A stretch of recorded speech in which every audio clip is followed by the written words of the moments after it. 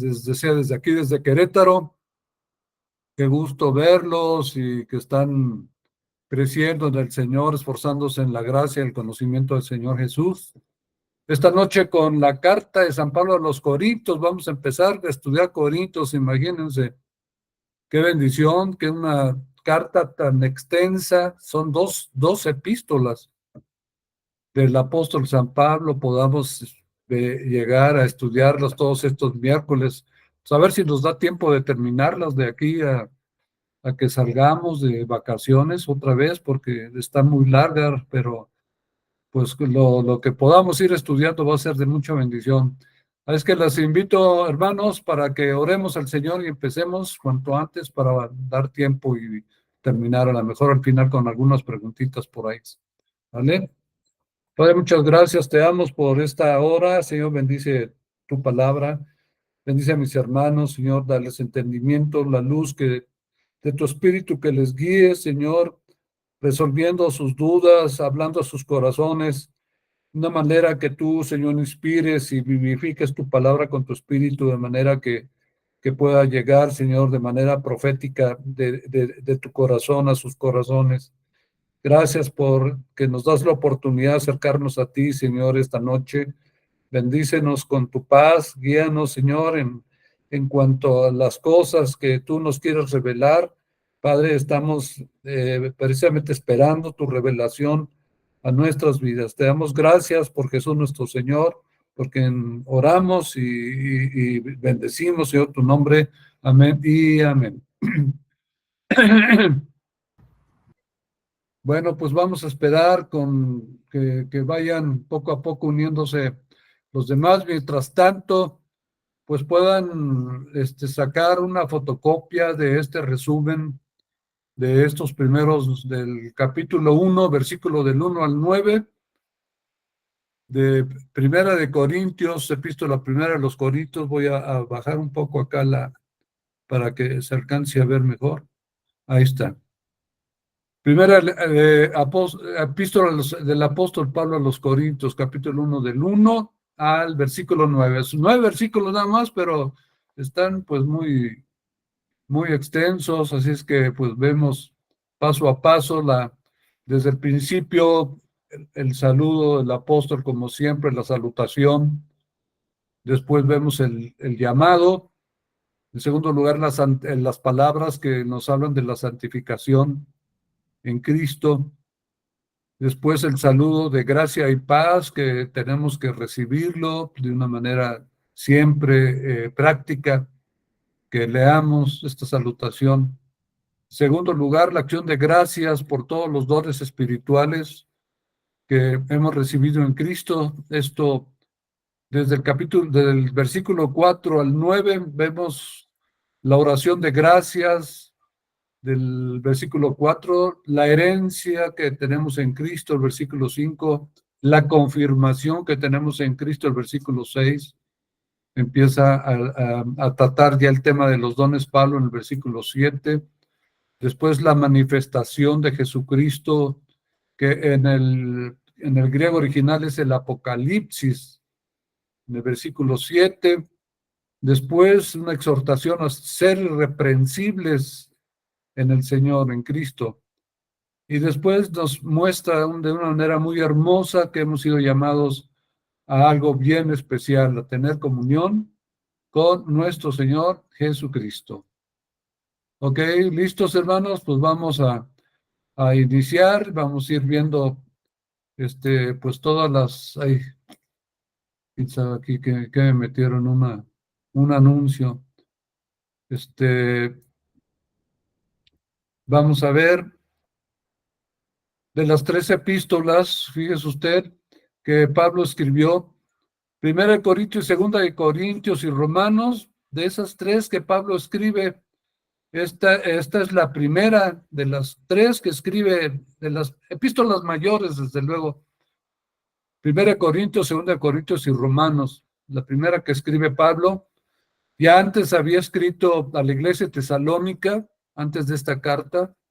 También ya en el año 48 después de Cristo, había escrito su epístola a los Gálatas, y tal como lo manifiesta en sus primeras cartas y las cartas a los Corintios que se han conservado, pues Pablo se sentía impelido a escribir a causa de las controversias, de todas las inquietudes que se estaban levantando. Recordarán la oposición que levantaba la predicación, la presencia de Dios a través de la vida de Pablo, siempre se manifestaban todos los grupos adversos y toda de los espíritus de incredulidad en los sacerdotes, en los judíos contrarios al Señor. Así es que la necesidad de escribir es mucho más patente en esta carta que en cualquier otra carta, llamadas Paulinas. Hay un autor, seguramente han escuchado de William Hendrickson, que él escribe y dice, entre todas las cartas de Pablo, no hay ninguna que cubra una gama tan amplia de temas y problemas, extendiéndose a cosas como litigios, matrimonio y divorcio, carne ofrecido a los ídolos, perdón, sí, dime. Eres tú, es el eco. Salió un eco, perdón, es que se oía un eco. La remuneración de los ministros, el decoro en el culto, la celebración de la Santa Cena, el hablar en lenguas, la doctrina de la resurrección del cuerpo, el ejercicio y también pues el tema sobre la benevolencia. Todo esto dice este autor William Hendrickson, que no hay una otra carta que cubra todos estos temas de una forma tan amplia y de manera tan extensa como Primera de Corintios. Así es que aquí vemos en la lámina que tal como lo hacen todas sus epístolas, Pablo empieza su carta presentándose como el autor y el remitente. Así que afirma enfáticamente que fue llamado, como lo hace en Romanos 1:1. Ahí dice este texto, Pablo, siervo de Jesucristo, llamado a ser apóstol, apartado para el Evangelio de Dios. Y Gálatas 1:15, pero cuando agradó a Dios que me apartó desde el vientre de mi madre y me llamó por su gracia. Vean ustedes cómo entonces este llamado tan eficaz que llama bueno, era ya un cristiano Calvino que antes fue sacerdote en sus libros. Él escribe acerca del llamado eficaz del Espíritu Santo. Cuando el Espíritu Santo te llama a algo en específico para realizar el ministerio al que Dios en sus propósitos eternos te tiene destinado. Y este llamado aquí Pablo lo resalta en casi todas sus epístolas, menciona este llamado, es un llamado que él tiene y que precisamente después de esto encontramos en otras escrituras como Hechos 9:15, lo mismo. Vean ustedes, vamos a leerla juntos. Dice, el Señor le dijo, ve, porque instrumento escogido me es para llevar mi nombre en presencia de los gentiles y de reyes y de los hijos de Israel. Hechos 13:2, ministrando estos al Señor y ayunando, dijo el Espíritu Santo, apártenme a Bernabé y a Saulo para la obra que los he llamado. Gálatas 1:1, Pablo, apóstol, no de hombres ni por hombre, sino por Jesucristo y por Dios el Padre que lo resucitó de los muertos. En el capítulo 9:1-2 dice, no soy apóstol, no soy libre, no he visto a Jesús el Señor nuestro, no sois vosotros mi obra en el Señor. En 1 Corintios 9:2, si para otros no soy apóstol, para vosotros ciertamente lo soy, porque el sello de mi apostolado sois vosotros en el Señor. Así que esta experiencia de conversión de la que Pablo aquí nos relata, con el llamado que Jesús le hizo a persona para que fuese apóstol a los gentiles, ahí en Hechos 9:15 lo acabamos de leer, ¿sí? Fue ordenado el apóstol Pablo al ministerio cuando el Espíritu Santo lo aparta a él y a Bernabé para el trabajo, dice, al que el Espíritu Santo los había llamado. Ahí leímos en Hechos 13:2. Así es que en otra oportunidad también Pablo declara que fue Jesucristo y Dios el Padre quienes lo enviaron como apóstol. O sea, las credenciales que presenta Pablo siempre van respaldadas por una autoridad que es sobre todo autoridad en humana y celestial, en la tierra, en los cielos y debajo de los cielos, en todo lugar, que es la autoridad del Padre y de Jesucristo. Así es que en suma, Pablo es llamado por Dios y es llamado por el Padre nuestro, por su Hijo Jesucristo. Y cuando pues Jesús llama a Pablo para ser apóstol, desde luego que también lo reviste con una autoridad divina, que es lo importante, y era lo que hacía que todos los argumentos se desvanecieran como un papel, se fueran como mantequilla. Los argumentos de Pablo podían traer convicción a los corazones y a las mentes. Fue esta autoridad divina que Dios le dio para predicar el evangelio y para dirigirse a todas las iglesias. Así que en consecuencia ninguna persona de la iglesia de Corintios pues estaba en una posición de poner en duda la apostolicidad de Pablo, ¿no? Ya ven ahí en el capítulo 9, 1 y 2, él escribe, no soy apóstol, no soy libre, no he visto al Señor Jesús. Pues estas credenciales que lo respaldaban eran sin duda alguna algo que a la gente la comprometía a reflexionar, la comprometía pues a tomar siempre una decisión. Generalmente, ¿verdad? Las personas honestas, las personas en cuyo espíritu pues había una necesidad de Dios, pues a ir al Señor a sus pies. Así es que aquí vemos también en la siguiente lámina como si alguien lo hacía, si alguien se oponía a Pablo, pues prácticamente se estaba oponiendo al Señor. Y en la mayoría de sus cartas Pablo declara que él es un apóstol de Jesucristo. No solamente un llamado del Padre y de Cristo, sino un apóstol, también llamado específicamente por el Señor Jesucristo para llevar a cabo este ministerio entre los gentiles, o sea, los incircuncisos, que para los judíos pues era gente inmunda, pero pues Dios le mostró a Pablo desde un principio que no podía llamar inmundo aquello que él limpió. Así es que vemos como en la introducción de sus cartas a los filipenses, en primera y segunda tesalonicenses, y también en Filemón, pues es a donde deja de mencionar su apostolado nada más, porque pues ya las otras cartas ya lo había hecho, no tenía necesidad de siempre que escribía tener que estar escribiendo al respecto. Pero bueno, generalmente sus epístolas se van a caracterizar por esa fórmula apóstol de Cristo Jesús.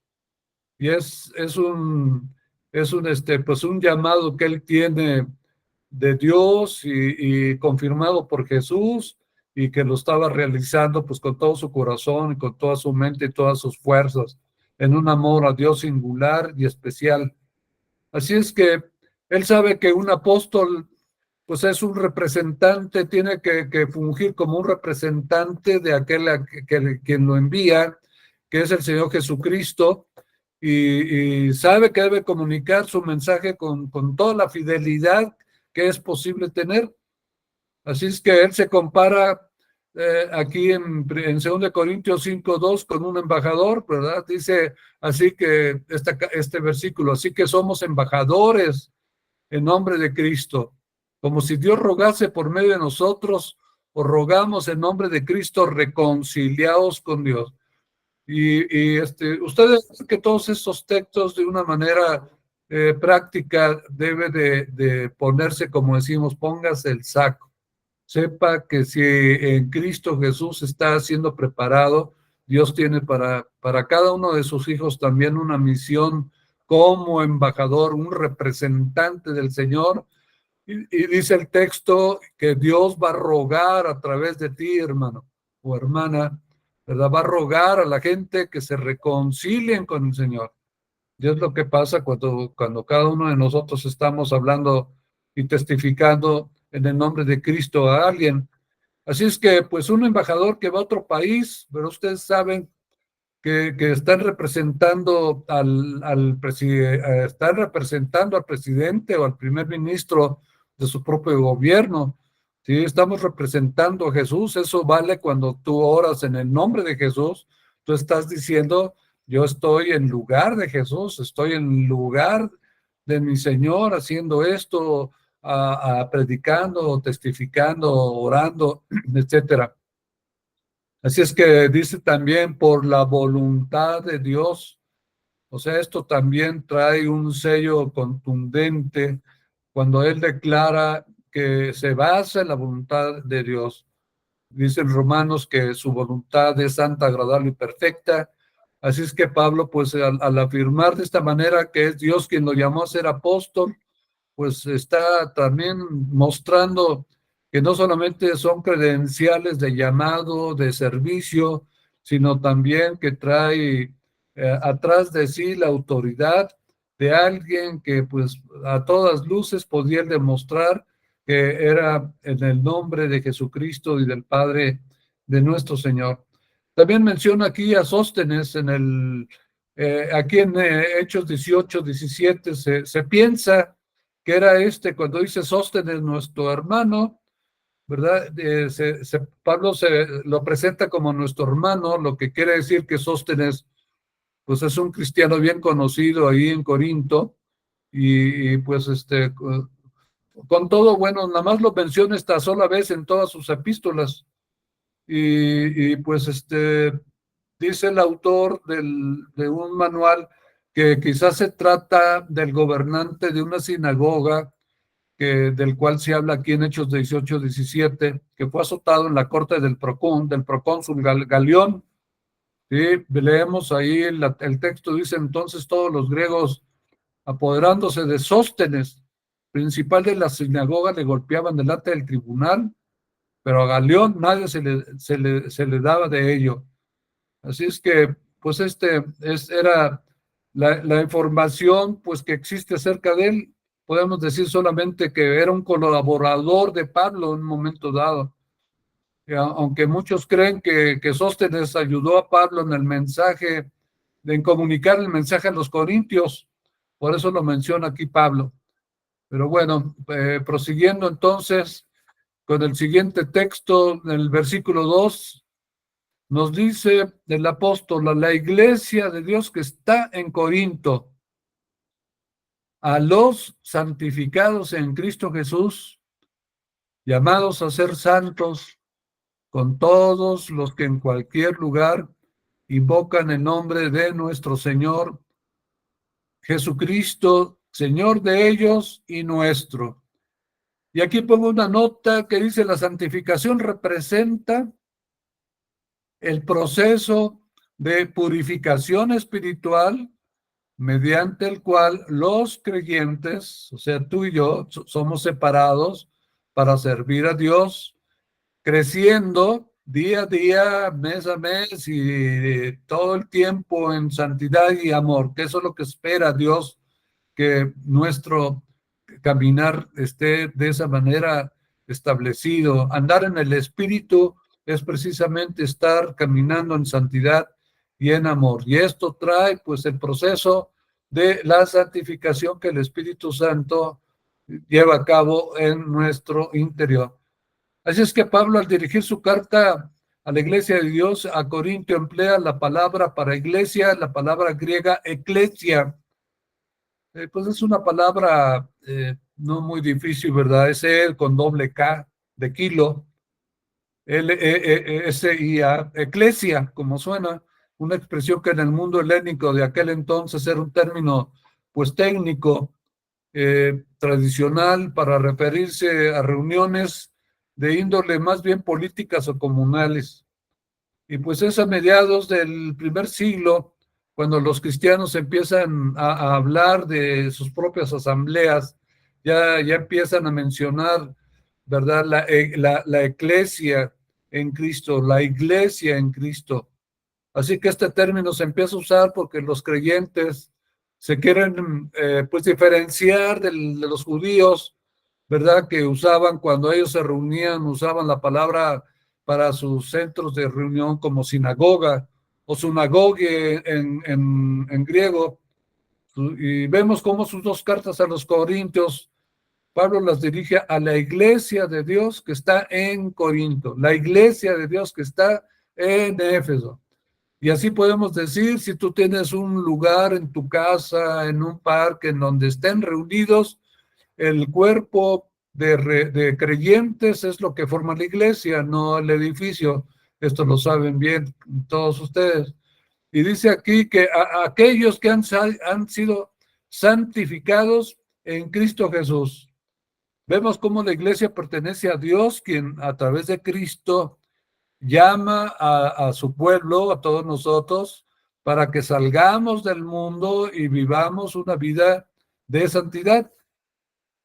Y bueno, aquí a los corintios, a pesar de sus frecuentes peleas, de todas las divisiones que vamos al estudiar la carta, vamos a oír de esto muy seguido, la inmoralidad, ¿verdad? Que también azotaba ese grupo, pues Pablo describe a este grupo como un pueblo santificado en Cristo Jesús, y Pablo insinúa esto, pues que cuando un creyente es llamado y recibe al Señor y pasa de las tinieblas a la luz y nace de nuevo, pues es hecho santo.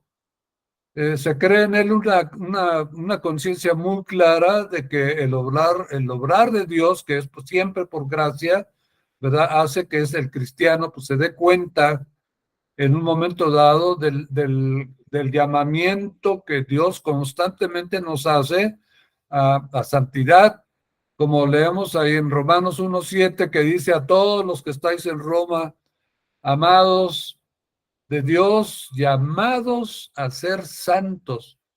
Gracia y paz a vosotros de Dios nuestro Padre y del Señor Jesucristo. ¿Ve? ¿Se da cuenta? Muy bien. Vemos entonces que este llamado a ser santos es más un estado que más que un llamado es un estado, ¿sí? Ya en el que tú ya estás santificado en Cristo Jesús al haber sido llamado a formar parte de la familia de Él, al ser llamado a ser un hijo, una hija de Dios, ya es un estado en que te encuentras de santidad.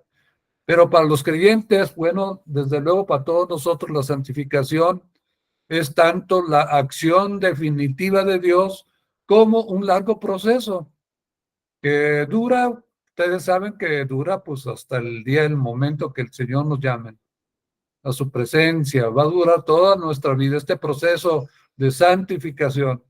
Ya estamos de manera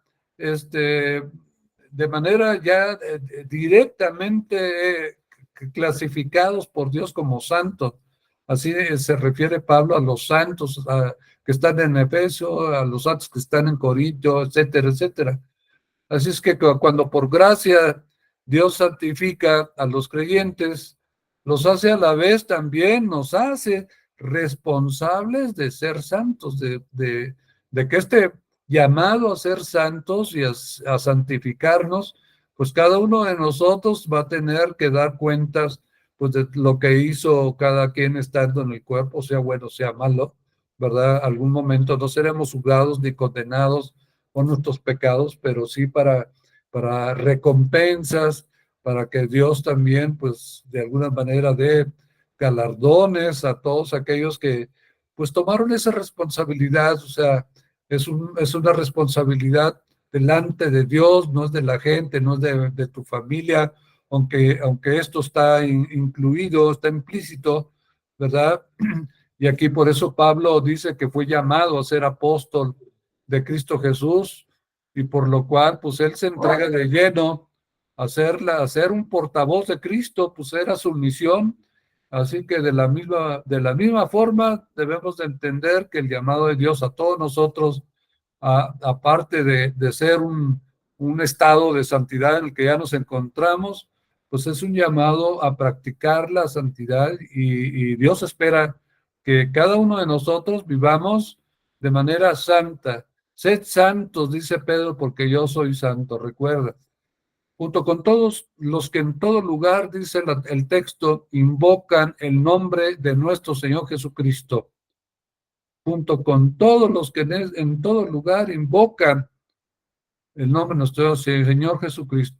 Y con estas palabras, pues Pablo está recibiendo tanto a los judíos cristianos como a los judíos gentiles, como a iguales dentro de la iglesia de Jesucristo.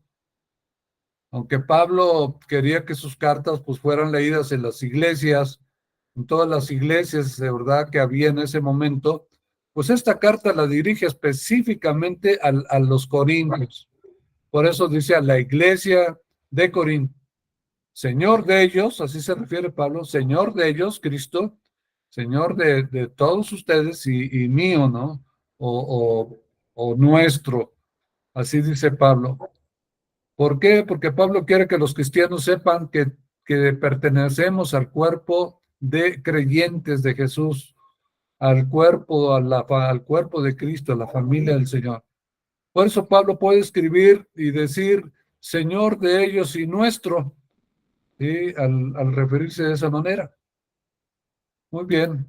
Aquí entonces vemos que este es el saludo que comúnmente Pablo emplea en la mayoría de sus epístolas. Pues desde luego hay algunas modificaciones que él lleva a cabo, ¿verdad? En su salutación. En algunos aparecen las cartas de Pedro y en otras cuando habla también, por ejemplo, Juan en sus epístolas, era común en el mundo helénico, llamámosle así, al tiempo de ellos, de los apóstoles, que la gente se saludara usando el verbo jairén, que se puede traducir saludo. Era el jairein de los judíos, de los gentiles en esa época, que es una palabra jairén, es una raíz de jariz, que quiere decir gracia, o caris, gracia.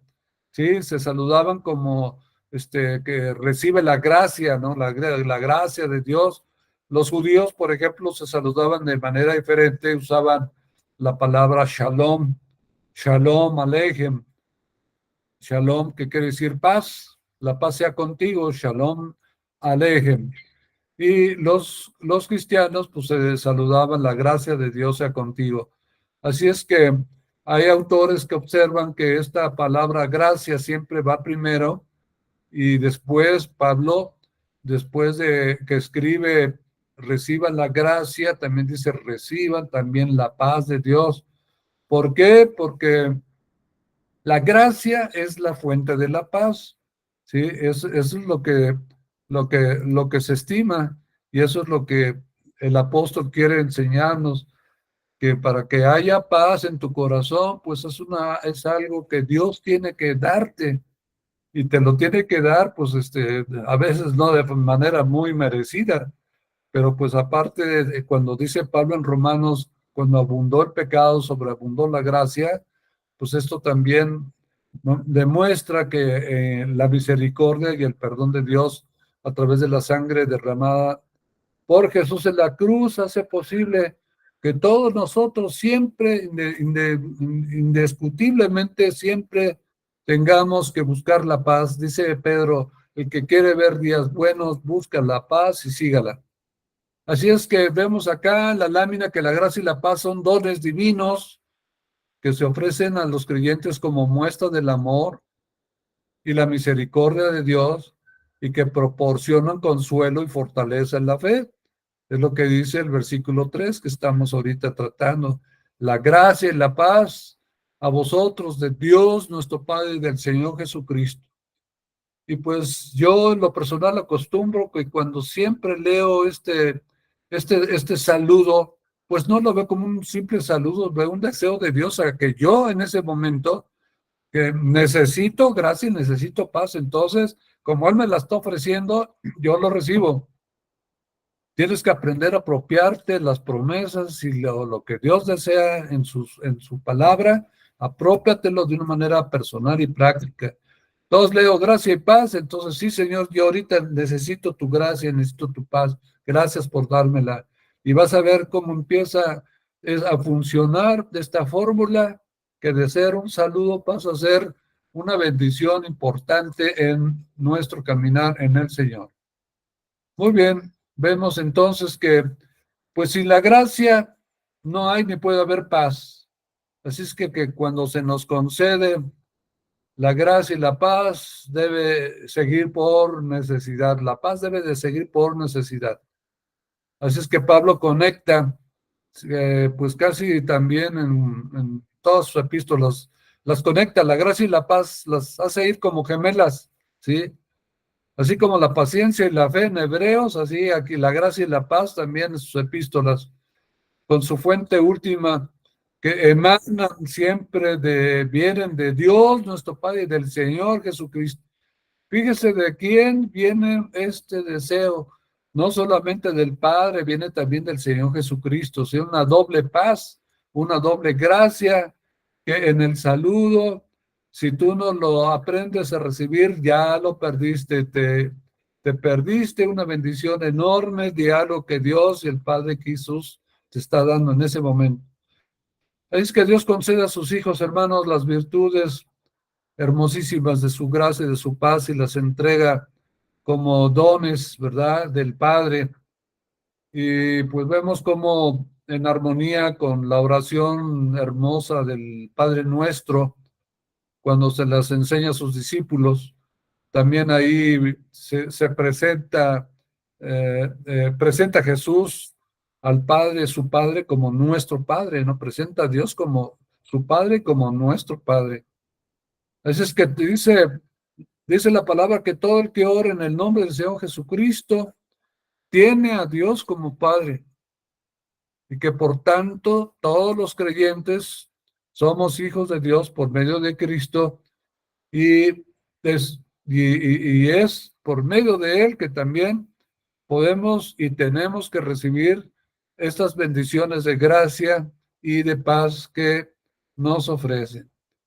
Vean ustedes qué hermosa esta lámina, ¿no? Que se recuerda el símbolo, la paloma del Espíritu Santo, que es un animalito que se ve con tanta paz y que representa esta paz que, pues cuando en tu corazón estás en buenos términos y en comunión con nuestro Padre, con Jesús, pues siempre vas a estar contento, vas a estar tranquilo, las preocupaciones ceden, el afán se quita, el miedo y todo lo que pueda querer perturbarte en ese momento. Muy bien, entonces, acá en la siguiente lámina vemos cómo Pablo agradece al Señor, a Dios, por todas las bendiciones espirituales y por todas las bendiciones materiales que él y todos los creyentes de Corinto, a quien esta carta está referida, pues que han recibido. Sí, Pablo está agradeciendo porque los corintios reciben bendiciones espirituales y materiales tremendas. Ahí se ve la gracia de Dios, quizás es en la epístola o en las cartas donde se ve más abundantemente lo que Pablo en Romanos enseña, que cuando abundó el pecado, sobreabundó la gracia. Aquí con los corintios, hermano. Aquí Pablo deja entrever cómo tiene un corazón de pastor completo, total, cuando escribe: sin cesar, dice, sin cesar agradezco a mi Dios por vosotros. Ya se dio cuenta ahí en el versículo 4, cuando dice gracias doy a mi Dios siempre, o sin cesar, dice la otra versión, por ustedes, siempre está orando por ellos, siempre está dando gracias a Dios. Y fíjese por lo que da gracias, por la gracia de Dios que os fue dada en Cristo Jesús. Así que leemos acá la nota que la oración de agradecimiento, que pues es una expresión de gratitud por los dones espirituales que recibimos del Señor. Es un acto, además, del que estamos reconociendo, y pues nos puede mover y nos debería mover a alabar a Dios por su bondad y su generosidad, o al menos cuando lo hagamos por recordar, ¿verdad?, estos beneficios, como dicta el Salmo, ¿no? Que no te olvides de ninguno de sus beneficios, ¿verdad? Por todo lo que Él es y todo lo que Él hace por nosotros. Así es que pues cuando Pablo está aquí orando por las iglesias que él fundó, no, pues no solamente agradece a Dios por ellas, pero pues uno se pregunta, pues, a ver, aquí, ¿cómo es que Pablo puede agradecer a Dios por la iglesia de Corinto? Si es una iglesia llena de divisiones que se están dando en esta congregación, hay problemas de inmoralidad, hay problemas matrimoniales, hay litigios, o sea, pleitos, pues que llenaban su corazón de aflicción. O sea, Pablo también se afligía cuando llegaban todos pues muchos eran chismes, otros eran reportes, pues otros eran pues bien mensajes bien intencionados tratando de darle a Pablo un panorama de cuál era la situación en ese momento en la iglesia. Pero ¿por qué está aquí Pablo? Fíjense, es interesante, ¿no? Porque usa la expresión de que está orando sin cesar, está orando siempre por ellos. ¿Será un simple formalismo? O sea, quiere nada más, estará tratando de decirles así como para que caerles bien, o para que cuando llegue a Corinto, este, pues no piense que esté enojado con ellos, o por qué lo hace, ¿no? Pero pues no, vemos cómo el corazón de Pablo, pues entendemos que estaba lleno de gratitud. Él así lo aclara, le da gratitud porque Dios pues decide llamar a este pueblo para apartarlos precisamente de ese ambiente inmoral y de idolatría en el que estaban, a llevarlos pues, al terreno de la misericordia, del perdón, de la vida abundante, de ahí a todos los que estaban en Corinto, ¿sí? Pues aún en esta ciudad, hermanos, Dios establece una iglesia que iba a estar en comunión con Jesucristo. Y por eso ahí vean, bueno, en el versículo 9, ¿verdad? Dice, por esas razones que agradece a Dios sin cesar, ¿ok? Dice acá, entonces, después que es la segunda vez, acá en el versículo 3 que leímos anterior y en el 4, que se menciona que por la gracia de Dios que os ha sido dada en Cristo Jesús.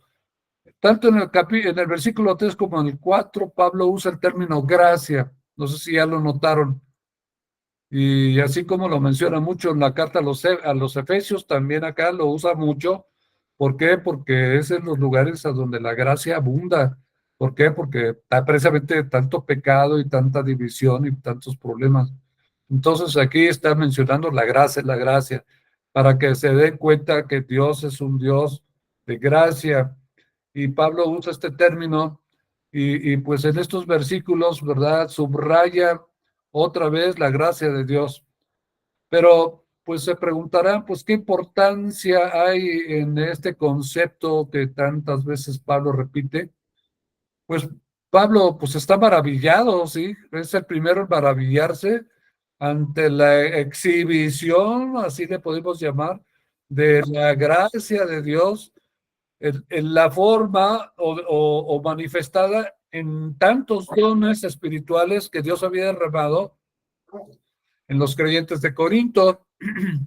Van a ver cuando ustedes lleguen al capítulo 12 de esta carta, cuando van a estudiarla, ¿verdad? Adelante, si Dios nos los permite, del versículo 4 al 11, ahí están enumerados, pues una cantidad de dones que estaban derramados en toda esta gente. Y pues uno pensaría, no, pues Dios derrama solamente sus dones sobre gente buena y que gente santa. Pues aquí los derrama porque precisamente los dones son como los instrumentos para que la gente débil y la gente que está pues en mal estado en el Señor tengan una ayuda, tengan precisamente la ayuda que necesitan les viene a través de los dones. Dios les da el poder para salir en su estado de debilidad, necesitan el poder de Dios para salir. Yo creo que tú lo has experimentado, mi hermano, en tu debilidad le pides a Dios, Señor, yo soy débil, auméntame la fe, o dame más gracia, o Señor, que soy pecador, pero pues le quiero echar ganas, ayúdame, y pues entonces Dios pues te da a través de dones, ¿verdad? Te capacita y te habilita para que tú puedas salir de ese estado. Y eso es por lo que se maravilla Pablo y da gracias a Dios por eso, por la iglesia de Corinto, por eso, sin cesar. Al acordarse de ellos se acordaba de cuánta gracia había Dios derramado en esa iglesia. Así que mientras Pablo agradece a Dios por la fidelidad que tiene hacia los corintios, porque Pablo, bueno, Dios también nos dice a través de Pablo que cuando nosotros somos infieles, Él permanece fiel. ¿Sí? Ahora, Pablo no menciona para nada, pues alguna supuesta virtud que los corintios inherentemente pudieran tener. Así que pudiéramos nosotros decir, no, pues lo que pasa es que también había gente muy virtuosa, ¿no? Gente que practicaba un cristianismo, pues, a todas luces de obediencia. No, no, no, para nada. O sea, van a ver como a menudo que estudien la carta, van a ver que esto, nos tiene que también como a Pablo maravillar, ¿verdad? La misericordia derramada. Cuando Dios ve la debilidad en nuestras vidas, siempre tendrás al Padre buscando la manera de rehabilitarte, de restaurarte. Dios es un Dios que restaura al caído. ¿Recuerdan a Jesús cuando encuentra en el camino, ¿verdad? Al hombre que estaba todo por los ladrones lo habían dejado malherido, casi muriéndose, el buen samaritano, ¿verdad? Que es pues que refleja el carácter y el corazón de Jesús, cómo lo restaura. Y pues lean, se los encargo de tarea, lean la parábola del buen samaritano para que recuerden esta hermosa lección que Dios nos da en Corinto. Así es que Pablo afirma que la gracia de Dios ha sido dada en Cristo Jesús. O sea, cuando tú recibes a Cristo Jesús por primera vez en tu corazón como Señor y Salvador, en Cristo viene toda esa gracia, que es algo que no merecemos, ¿verdad? Pero es precisamente gracia, es un don inmerecido, es un regalo. Nos es dada en Cristo Jesús. Tú tienes a Jesús en tu corazón, bueno, toda la gracia que necesites de Dios, pues ahí va a estar. Por eso dice que entremos con confianza al trono de la gracia, pidiendo misericordia y ayuda y oportuno socorro. Cada uno de nosotros cuando estemos necesitados, recuerda que lo puedes hacer en el mismo momento que te sientas mal, extiende o manda una oración a Dios con confianza, entra al trono de la gracia y apropiate, hermano. Apropiate de esa gracia que tienes dentro de ti en Cristo Jesús. Es algo, pues, que con la práctica muchos de ustedes ya lo han experimentado y lo van a ir experimentando también. Esto quiere decir que los que han recibido ya esta gracia, desde luego han sido ya redimidos, ya fueron separados del mundo, ¿verdad? Pagano en el que pues estábamos viviendo, ¿verdad? En los ídolos y en el pecado, etcétera, etcétera. ¿Ok? Bueno, vemos también acá en la siguiente lámina que pues, cuando Pablo escribe que en él fuimos enriquecidos en todo, ahí en el versículo 5, que dice, porque en todas las cosas fuisteis enriquecidos en él. Fíjese, y tomen en cuenta todo esto que Pablo está mencionando, que Dios les dio a los corintios, a los corintios, no no a los doctores en la ley, no a los encumbrados, a los todopoderosos, a los sabios, etcétera, etcétera, sino a los necesitados, a lo vil y menospreciado.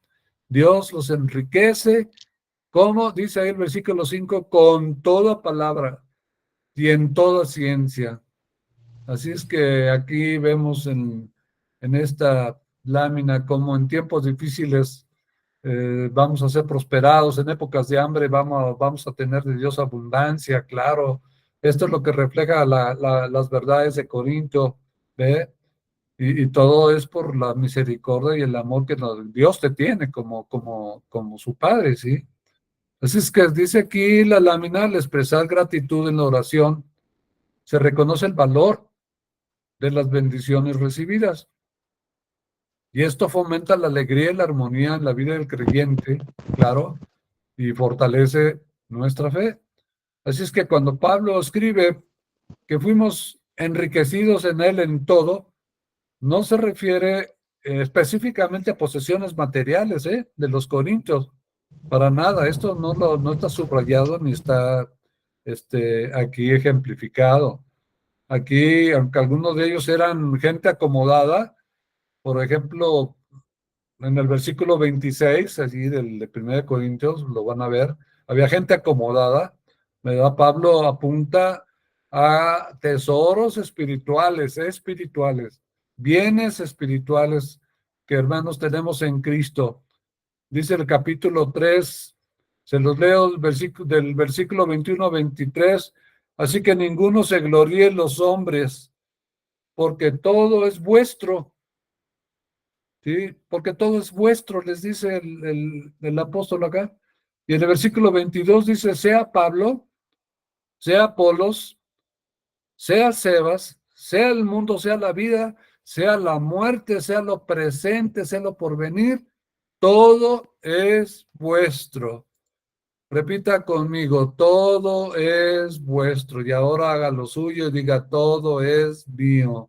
En Cristo Jesús soy coheredero con Cristo de todo lo que el Padre nos dio en Cristo Jesús. Y en el versículo 23 dice, y vosotros de Cristo y Cristo de Dios. Y pues en un pasaje paralelo encontramos que Pablo desea que los corintios lleguen a ser ricos a través de la pobreza. Así menciona el texto de 2 Corintios 8:9, a través de la pobreza de Cristo. Hermosísimo texto, hermano, subráyelo, apréndalo de memoria, porque dice, porque ya conocéis la gracia de nuestro Señor Jesucristo, que por amor a vosotros se hizo pobre, siendo rico, para que vosotros, o sea, para que tú y yo fuésemos con su pobreza enriquecidos. ¿Qué le parece, hermano? Y dice en el capítulo 9, versículo 11, también se lo leo, para que estéis enriquecidos en todo y para toda liberalidad, la cual produce por medio de nosotros acción de gracias a Dios. Así es que a través de Cristo, hermanos, Dios quiere entregarles a todos sus redimidos, a ti, a mí, a todos los que formamos parte del cuerpo de Cristo, las incomparables riquezas que Él tiene para todos nosotros. Así es que pues vemos como según las escrituras Dios es rico Dios en bondad, es rico en paciencia, Dios es rico en misericordia, Dios es rico en gracia. Así leemos en Romanos 2:4, se lo leo y dice, o menosprecias las riquezas de su benignidad, paciencia y longanimidad, ignorando que su benignidad te guía al arrepentimiento. Y también en el capítulo 9:23 dice de Romanos, y para hacer notorias las riquezas de su gloria, las mostró para con los vasos de misericordia que Él preparó de antemano para gloria. Está hablando de ti, de mí, para hacer notorias las riquezas de su gloria, lo mostró nos llama vasos de misericordia. Dios tuvo misericordia de ti y de mí, y aquí en Romanos 9:23, Pablo se refiere a ti y a mí como vasos de misericordia que Él preparó de antemano. Cuando, desde antes de la fundación del mundo, o sea, no hace mucho, ¿verdad? Pero dice que nos preparó para su gloria. Y en Efesios 1:7, en quien tenemos redención por su sangre, el perdón de pecados, según las riquezas de su gracia. Todos estos textos y otros muchos más hablan continuamente, ¿verdad? Aquí otros más. Nos dice en el capítulo 2, versículo 4, pero Dios, que es rico en misericordia, por su gran amor con que nos amó. Así es que también las insondables riquezas de Cristo están mencionadas en Efesios 3:8, cuando escribe Pablo y dice, a mí, que soy menos que el más pequeño de todos los santos, me fue dada esta gracia de anunciar entre los gentiles el evangelio de las inescrutables riquezas de Cristo. ¿Sí? Pablo también hablaba de las riquezas de Cristo cuando testificaba y hacía ver a la gente pues que era un Dios que estaba listo también para enriquecer, como lo dice el texto que leímos hace unos momentos, enriquecer a todos los pobres con todas las riquezas inescrutables que hay en Cristo Jesús. Y dice Colosenses 2:3, en quien están escondidos, se refiere al Padre y a Cristo. Dice en quien están, plural, o sea, en Cristo y en el Padre, están escondidos todos los tesoros de la sabiduría y del conocimiento. Es cosa que te pongas a escudriñar, que ores al Señor para que Él te las descubra y profundices en estos tesoros de sabiduría y de conocimiento. Y no nada más leas pues, la escritura, a veces lo hacemos así, o sea, con una manera mecánica y por llenar el requisito de estar bien con el Señor este día, ¿no? No, hermano. Toma tu lápiz, toma tu Strong, tu diccionario, toma tu Biblia y empieza a estudiar de manera seria y sistemática la escritura como lo hacemos en el ITI y muchos de ustedes también lo practican ya en sus vidas cristianas. Muy bien, aquí en la siguiente lámina vemos cómo también pues, en el mismo tema Dios ha adornado a los corintios con las riquezas que están en Cristo. Una riqueza pues que no es escasa, sino que dice Pablo, es una riqueza que nos enriquece en todo, dice, se refiere así. En el versículo 5, ¿verdad? Leímos como Pablo que centra su atención ya en la cantidad de dones que los corintios habían recibido. Ajá, y en este breve versículo prefiere resaltar las palabras en todo. ¿Sí? Mi Dios pues suplirá, dice, todo lo que os falte conforme a sus riquezas en gloria en Cristo Jesús. Así que nos quiere indicar que aquellos que reciban las bendiciones de Dios, pues han sido enriquecidos sin medida, hermano. Hemos sido enriquecidos sin medida por el Señor, ¿sí? Y pues Pablo ilustra respecto a que los corintios han recibido dones espirituales y dice que los recibieron en toda palabra, fíjese, y en todo conocimiento. O sea, como en Proverbios lees que dice que la mujer puede vestirse en lugar de collares de oro y de plata, pues con collares de gracia, la sabiduría que es más, dice, más que todas las riquezas, atesora sabiduría y también adquiere conocimiento. O sea, Salomón se refiere también a los tesoros que Dios tiene para ti, para mí, en cuanto a que su sabiduría y su conocimiento está disponible, pero están escondidos, ¿eh? Recuerda ese texto de Colosenses 4:2. Bueno, como parte de estos dones especiales también, en el que Pablo menciona la palabra y el conocimiento, vemos cómo en el griego la palabra logos se refiere, o sea, a la habilidad que ellos tenían para comunicar también el conocimiento del evangelio. O sea, cuando Dios los enriquece con palabra, ahí en el griego es logos. ¿Para qué? Para que tuvieran la habilidad, fueron enriquecidos con palabra para que pudieran dar a conocer el evangelio de una manera oral, ¿no? Cuando al predicarla pudieran ellos tener, pues, un razonamiento bíblico, que tuvieran sabiduría bíblica, pudieran ir ganando a muchos más de la gente que estaban en paganismo y estaban en pecado en toda esta región. Así es que a viva voz, pues comunicaban la verdad del Evangelio, que ya habían entendido, ¿verdad?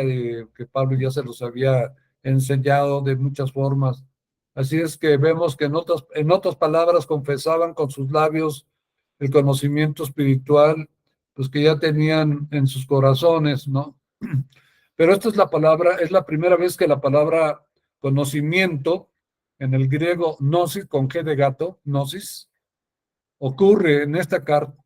Ya después ocurre con mucha frecuencia casi en toda la carta de 1 Corintios y en 2 Corintios, la van a encontrar esta misma palabra, conocimiento, conocimiento, que Pablo la relaciona con el término sabiduría y pues es una forma también especial en la que al resaltarlo nos muestra Pablo la necesidad que tenemos también de ellos, ¿sí?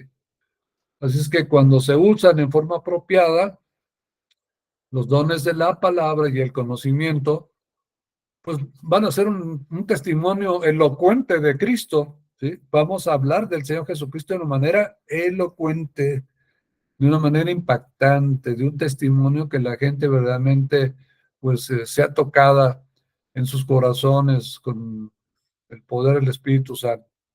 Así que leemos aquí en la lámina que la herencia en Cristo nos brinda bendiciones y privilegios como creyentes. Así es que, hermano, descubre cómo estamos confirmados en Cristo al recibir dones espirituales y mientras tanto, ¿verdad? Esperamos y aguardamos la segunda venida de Cristo o el apocalipsis de Jesucristo, como Pablo se refiere en esta escritura, al apocalipsis o al regreso de el Señor, el día de Cristo. Muy bien. Así es que aquí leemos acerca de cómo Dios confirmó la verdad del Evangelio en el corazón de los corintios. Ahí en el versículo 6 dice, así como el testimonio de Cristo ha sido confirmado en vosotros. Mediante la obra, desde luego, del Espíritu Santo, Dios confirma por la fe el mensaje del Evangelio en los creyentes. ¿Sí? Esto es algo que todos hemos experimentado. Y mientras dice aquí de tal manera, en versículo 7, que nada os falta ningún don, esperando la manifestación, ahí es la palabra apocalipsis de nuestro Señor Jesucristo. Dice aquí la lámina del apocalipsis de Jesucristo revela su poder, gloria y soberanía final sobre toda la creación. Y este evento trascendental, muy trascendental, ¿verdad? Marca el cumplimiento de las profecías y la consumación del plan divino para la redención. Así es que dice Pablo, mientras aguardamos con mucho cariño, amor, interés, la segunda venida de Cristo, Pablo vincula los dones espirituales con este tema, con el regreso de Jesucristo. Y Pablo lo menciona dos veces. Él habla del fin del tiempo y aquí en el versículo 8 también vuelve a mencionar, ¿verdad? El día del Señor Jesucristo, el día del Señor Jesucristo, que está refiriéndose al mismo evento. Desde el comienzo de su carta, ¿verdad? Pablo anima a todos los creyentes que la leen, a que esperen, pues, deseosos el regreso de Cristo. Y este verbo, por lo general, lo usa Pablo en el Nuevo Testamento con una referencia a los creyentes que muestran un real anhelo, diríamos, escatológico, ¿verdad? Porque es algo futuro, la restauración final de todas las cosas que vendrán cuando el Señor Jesucristo, pues, venga en la segunda venida. Dice el versículo 8, el cual también nos confirmará hasta el fin, para que seáis sin falta en el día de nuestro Señor Jesucristo. Y aquí la nota que pongo dice, los creyentes son llamados a vivir una vida irreprochable en Cristo, reflejando la santidad y el amor de Dios en todas sus acciones. Así es que Dios es el que nos mantiene, hermanos, firmes en tanto nosotros, ¿verdad? Lo hacemos, tanto ustedes como todos nosotros. Nos dice en el versículo 21 de Segunda de Corintios que Dios nos ungió y Él es el que nos confirma, ¿verdad? Lo hizo nuestro Padre Celestial cuando recibimos el Espíritu Santo. En este pasaje Pablo usa 2 veces el verbo confirmar o establecer, es lo mismo. En el versículo 6, cuando dice así, el testimonio acerca de Cristo ha sido confirmado en vosotros, y aquí en el 8, cuando dice él, os confirmará hasta el fin, para que sean irreprensibles en el día de nuestro Señor Jesucristo. Dios te tiene que confirmar que tengas que una convicción clara, bíblica, de tu fe en Cristo, mi hermano, en las condiciones, en las promesas, en lo que Él ha hecho por ti, lo que tú eres en Cristo, etcétera, etcétera. Esto te confirma y te mantiene irreprensible, nos mantiene irreprensibles hasta la venida de Cristo. Así como la predicación del Evangelio confirma a los creyentes en la fe, ¿verdad? También al estar viendo los servicios, escuchamos las prédicas, pues de hermanos cristianos, de pastores en la televisión o en cassettes o en películas o cuando vas a los servicios. Pues así también esta promesa de que el poder de Dios siempre estará, les dice, con ustedes y los confirmará hasta hasta la consumación, o sea, al regreso de Cristo. Es un deseo de parte no solamente de Pablo, sino también una promesa que Dios cumplirá. Y vamos ya terminando, vemos aquí ese versículo la segunda parte del versículo 8, para que seáis irreprensibles. Bueno, pues aquí vemos algunas ideas como reflexiones. La comunión con Cristo nos otorga fortaleza.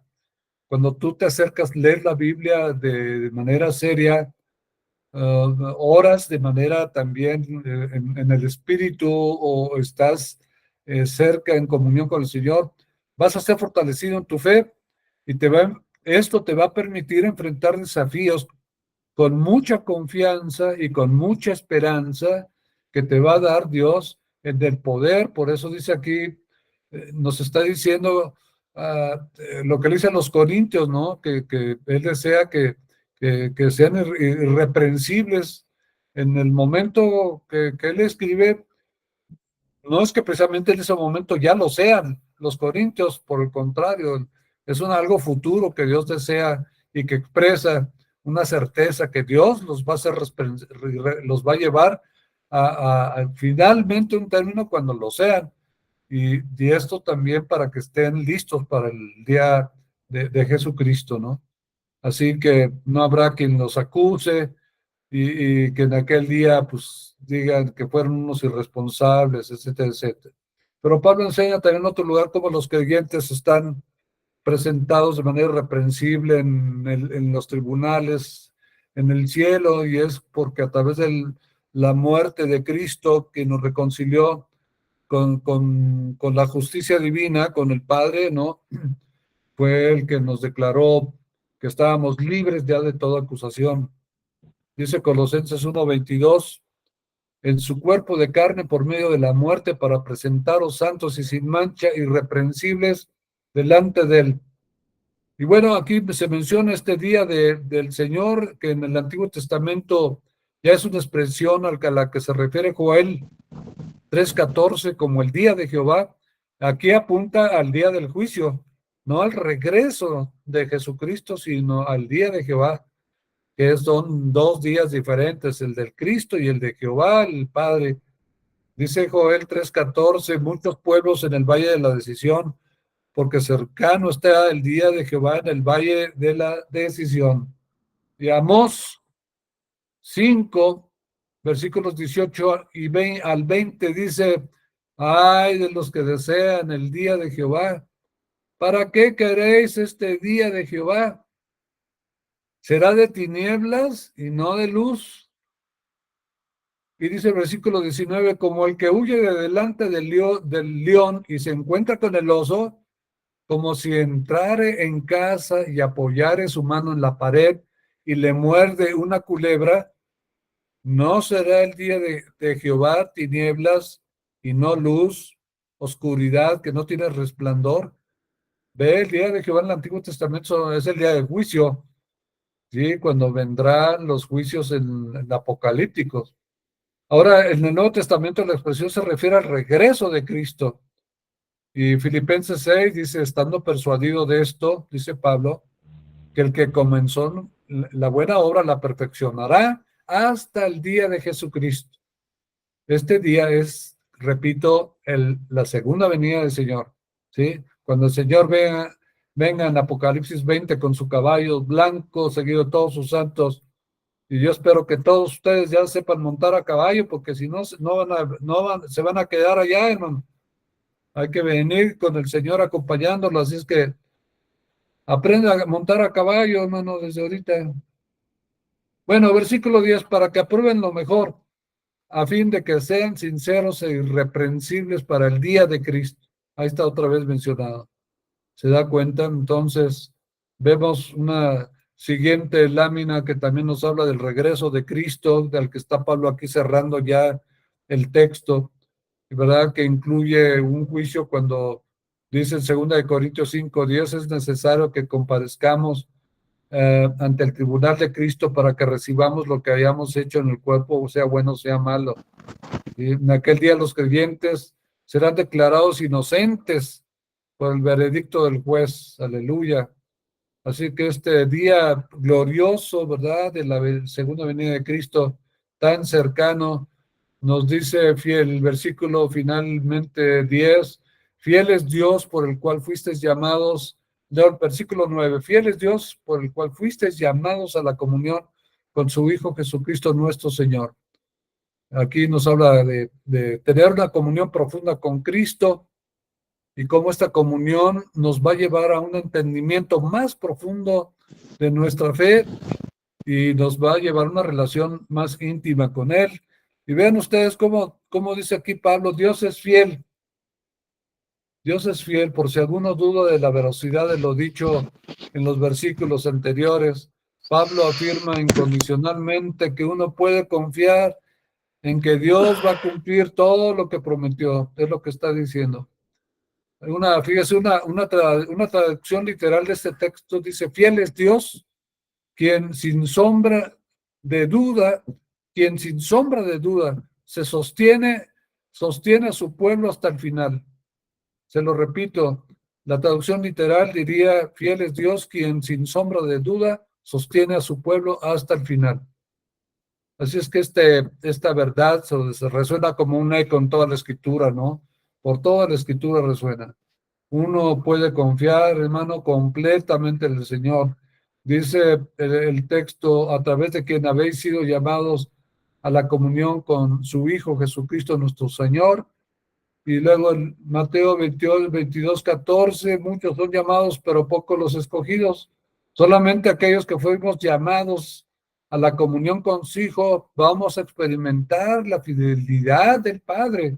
Que no se equivoquen los incrédulos y los que están pensando diferente respecto a esta verdad que es para todos nosotros los creyentes. La comunión con Cristo también crea un vínculo espiritual que trasciende lo terrenal y fortalece nuestra relación con Dios. ¿Sí? Así que este llamado siempre está relacionado, siempre va a ser relacionado con Jesucristo, como el apostolado de Pablo en el versículo 1, como el caso del llamamiento de los corintios a santidad en el versículo 2. Este llamamiento es muy real y el creyente pues es llamado a ver una verdadera comunión con Cristo, que pues demanda, ¿verdad? Demanda de nosotros una vida de santidad en cuerpo y alma, ¿sí? Para ser conformados a la imagen de Cristo, dice Romanos 8:29, porque a los que antes conoció, también los predestinó para que fuesen hechos conforme a la imagen de su Hijo, para que Él sea el primogénito entre muchos hermanos. Y finalmente vemos cómo esta fidelidad es grande. Recuerdan el corito, tu fidelidad es grande, nadie como tú, bendito Dios. Este se canta en un coro muy conocido.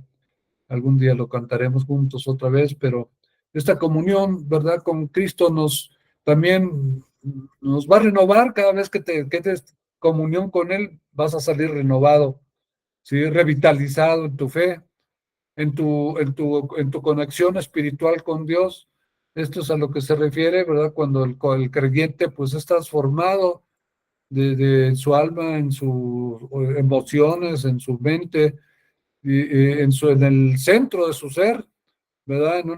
Cuando tiene una comunión genuina con Cristo, ¿no? Mi Padre, Dios, Pablo reconoce que Dios el Padre llama al creyente a la comunión y a tener comunión con su Hijo Jesucristo, ¿verdad? Y Pablo pues termina con esto, con una acción de gracias, haciendo pues una compilación de los nombres y funciones divinos, y finalmente se refiere a nuestro Señor, refiriéndose como el Rey de Reyes y Señor de Señores.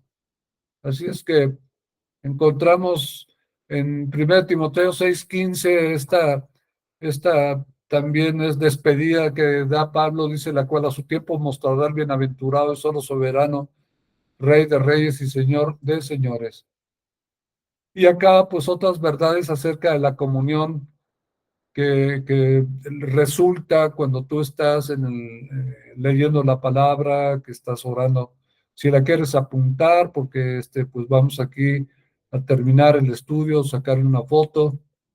Dice, la comunión con Cristo va a provocar una transformación interna en tu vida y que te va a llevar a reflejar su amor y la compasión de Dios en tus acciones y en tus pensamientos. También la comunión con Cristo te va a brindar fortaleza espiritual, te va a guiar en los momentos de adversidad, te va a dar consuelo en los tiempos de necesidad, demostrándote el amor incondicional que te tiene Dios. La comunión con Cristo, o sea, muchos resultados que vienen, hermano, de esto. La comunión con Jesucristo te va a brindar fortaleza espiritual, guía en los momentos de adversidad, consuelo en los tiempos de necesidad, demostrando el amor incondicional de Dios. Y bueno, pues hermanos, vamos a pasar a dejar de compartir. Deja ver dónde está. Aquí está. Dejar de compartir. Queremos regresar con ustedes. Y pues gracias a Dios por este tiempo juntos. Espero que nos pasamos unos minutitos más. Le ha sido de bendición, que resulte para usted pues una grata meditación que pueda aplicar en su vida, en su vivir espiritual, en su vida práctica.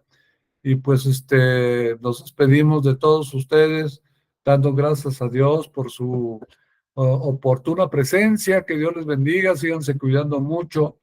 Siempre deseamos que la paz de Dios, que sobrepasa el entendimiento, guarde sus corazones y sus mentes en Cristo Jesús. Y pues con esto, ¿verdad? Pues solamente hay ya nada más tiempo para estar levantando la mano Norberto Hernández. Te escuchamos, Norberto, ya para despedirnos de todos. Adelante. Nada más, pastor, es que cuando estaba exponiendo el versículo 5, Sí, le dice, porque en todas las cosas fuisteis enriquecidos en él, en toda palabra y en toda ciencia, ajá. como que por contraste entre riqueza y pobreza, recordé Mateo 5:3, bienaventurados los pobres en espíritu, porque de ellos es el reino de los cielos. ¿Sí tiene relación? Pues sí, porque alguien pobre en espíritu es alguien que siempre va a buscar comida, el agua, el agua que Dios da, el agua viva, va a buscar las riquezas de Dios, va a buscar el consuelo y todo lo que enriquece. Recuerden que las riquezas materiales, pues no, realmente puede ser uno muy rico y estar con miedos, estar con desazón, con tribulación y no tener esperanza. Y en fin, cuando está uno pobre espiritual, pues está en una posición de ser bendecido por Dios, y entre más piensas que tienes, pues realmente menos vas a recibir, porque cuando tú te das cuenta que tú dices, híjole, ¿Cómo me falta? ¿Cómo me hace falta? Leo la Biblia, estudio y me doy cuenta que estoy apenas, híjole, me falta tanto por conocer de Dios. Dios es tan grande que sus riquezas, ¿verdad? La sabiduría, pues Dios, dámelas, ¿no? Yo quiero conocerlas. Por eso cuando Dios se le aparece a Salomón, le dice, pues, ¿qué quieres que te dé? Él sabía que las riquezas de la sabiduría que necesitaba era lo más valioso que le podía Dios dar. Y cuando somos pobres en espíritu, estamos en posibilidades de recibir. Decía Juan, mientras yo mengüe, Dios va a crecer en mi vida. Amén. Amén, Norberto. Pues muchas Saludos gracias. a Silvia y a Rodrigo, que Dios los bendiga. Gracias, A todos bendiciones los a toda demás, la también familia y Susi a y todo el Toño, qué grupo. bueno, llegaste bien a casa. Sí. Bendiciones, Norberto y todos los demás. Con cariño, pues que Dios los bendiga, descansen. Gracias. Gracias, Nos pastor, vemos bendiciones. pronto. Gracias, pastor. A todos los que en Querétaro tenemos City este sábado en Querétaro, por allá nos estaremos viendo con el favor del Señor. Bendiciones y Gracias, bye. pastor. Gracias. Salud. Bye. Bendiciones. Judío. Buenas noches a todos. Shalom. Descansen. Hasta Adiós. luego. Adiós. Los amo. Adiós. Bendiciones. Bendiciones. Hasta Bye. luego.